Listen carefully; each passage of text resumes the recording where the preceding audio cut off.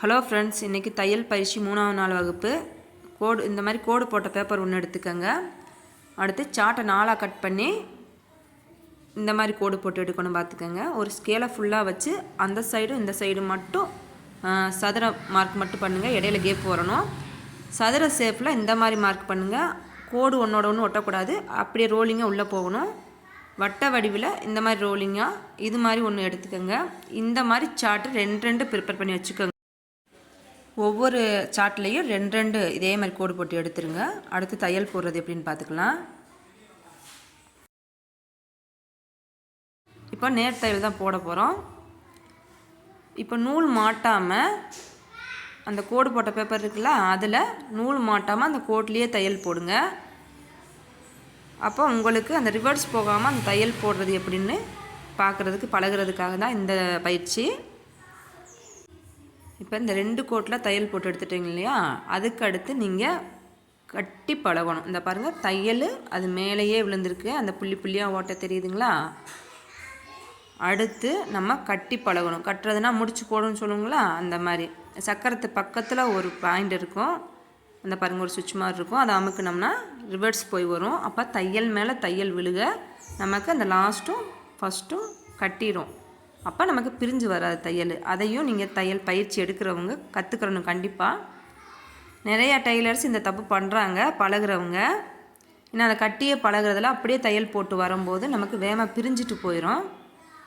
பேசிக் ஆரம்பத்துலேருந்தே நீங்கள் இதெல்லாம் பழகிறது ரொம்ப நல்லது. இந்த பார்த்துக்கோங்க, ஃபஸ்ட்டு ஆரம்பிக்கும்போது ஊசியிலேருந்து நம்ம தையல் பேப்பரில் ஊசியை குத்திட்டோம். அப்படியே அந்த இதில் எண்டுலேயே அமைக்கிட்ட மாதிரி ரிவர்ஸ் போய் வரும். தையல் மேலே தையல் விழுந்துடும். அதே மாதிரி முடிக்கிறப்போ இந்த பாருங்கள், முடிக்கிற டயத்துலையும் எண்டு வர முன்னாடியேவும் எண்டு வரதுக்கு 2 பாயிண்ட் இருக்கும்போது அப்படியே அமைக்கணும்னா ரிவர்ஸ் போய் வந்துடும். அப்போ தையல் மேலே தையல் விழுந்துடும், கட்டிடலாம். அடுத்தது பார்த்திங்கன்னா நம்ம நூல் போட்டு தைக்க ஆரம்பிச்சிடலாம்.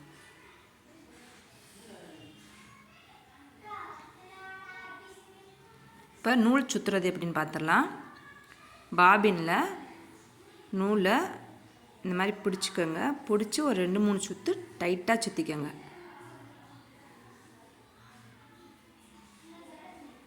டைட்டாக சுற்றிட்டு ஃபஸ்ட்டு நம்ம நூல் போடுறோம்ல, நூல் போடுற இடத்துல போட்டு ஃபஸ்ட்டு ஹோலில் மாட்டி பாபினில் டைட்டாக சுற்றி எடுத்துருங்க. இந்த மாதிரி நம்ம ஹூக் தைக்கிற ஊசி இருக்குது பார்த்திங்களா, அதை ஆப்போசிட்டாக போடுங்க.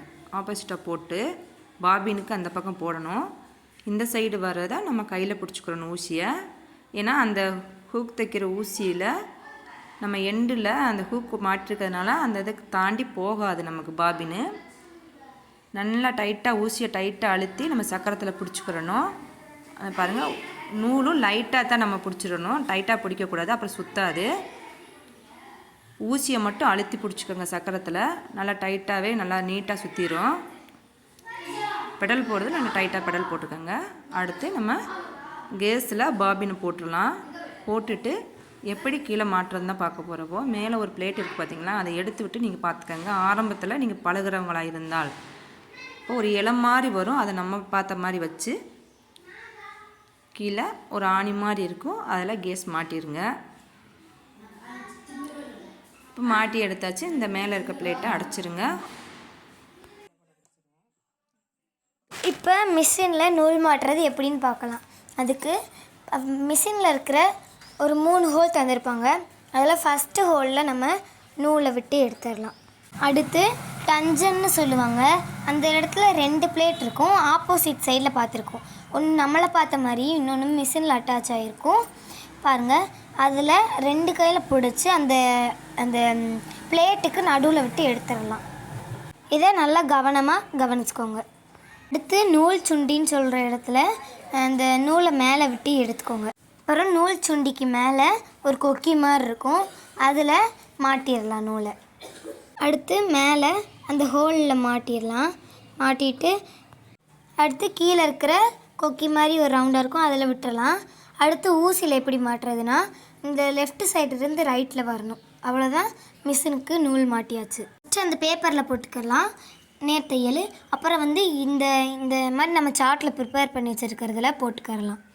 இந்த சார்ட் எப்படி நம்ம ட்ரா பண்ணுறதுன்னு ஷார்ட்ஸில் போட்டிருக்கோம், போய் பார்த்துக்கோங்க.